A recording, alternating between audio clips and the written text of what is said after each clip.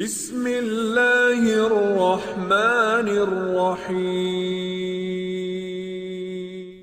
আল্লাহর নাম নিয়ে আরম্ভ করছি, যিনি রহমান পরম করুণাময়, যিনি অসীম করুণা ও দয়াবশত বিশ্বজগতের সমস্ত সৃষ্টির সহাবস্থানের প্রয়োজনীয় সব ব্যবস্থা অগ্রিম করে রেখেছেন, যিনি রহিম অফুরন্ত ফলদাতা, যার অপার করুণা ও দয়ার ফলে প্রত্যেকের ক্ষুদ্রতম শুভ প্রচেষ্টাও বিপুলভাবে সাফল্যমণ্ডিত ও পুরস্কৃত হয়ে থাকে।